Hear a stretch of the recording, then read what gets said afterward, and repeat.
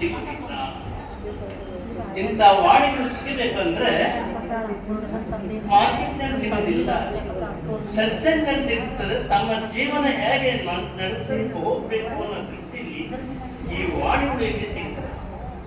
ಅದಕ್ಕೆ ಗುರುಗಳು ಹೇಳಿದ್ರು, ಗುರುವಿನ ಕಲಾನಾಟ ಸಿಗೋದನ್ನ ನಾವು ತಿಳ್ಕೊಂಡು ನಾವೇನು ಊಟ ಮಾಡೋದು ಇದ್ದದ್ದೇ.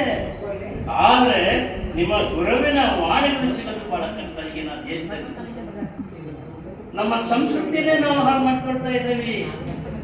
ಇಂಥ ವಾಣಿಗಳು ಕೇಳುವುದರಿಂದ ನಿಮ್ಮ ಮಕ್ಕಳು ಉದ್ಧಾರ ಆಗ್ತಾ ಇದ್ದಾರೆ. ಇವತ್ತೇನ್ ಮಾಡ್ತಾ ಇದ್ದೇವೆ ನಾವು?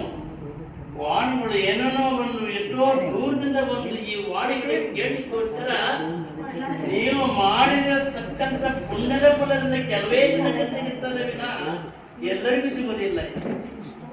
ಅದಕ್ಕೆ ಭಗವಂತ ಋಷಿಮುನಿಗಳು ಇಲ್ಲಿ ನಮ್ಮ ದೇಶದಲ್ಲಿ ಋಷಿಮುನಿಗಳು ಹುಟ್ಟಿದ್ದಿದೆ, ಸಾಧು ಸತ್ಪುರುಷರು ಹುಟ್ಟಿದ್ದಿದೆ ಅಂತ ವಾಣಿ ಕೇಳಲಿಕ್ಕೋಸ್ಕರ ಇಂಥ ಸತ್ಪುರುಷರ ಬಾಯಿಂದ ನಾವು ಕೇಳಬೇಕಾಗ್ತದೆ.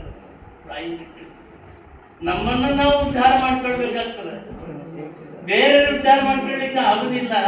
ಅದಕ್ಕೆ ಸ್ವಲ್ಪ ದಿವಸ ಒಂದು ವಾಣಿ ಹೇಳಿದ್ರವರು, ಏನು ಅವಶ್ಯಕತೆ ಇಲ್ಲ, ನೀನು ರೊಕ್ಕ ಕೊಡೋ ಅವಶ್ಯಕತೆ ಇಲ್ಲ, ದಣಿಯಬೇಕು ಅಂತ ನಾಮ ನಾಮ ರಾಮ ರಾಮ ರಾಮ ರಾಮ ಇದನ್ನು ನೀವು ದಿವಸ ನೀವು ದೇವರು ಮಾಡಿದ್ರೆ ನಿಮಗೊಂದು ಅನರ್ಥ ಸಿಗುತ್ತದೆ.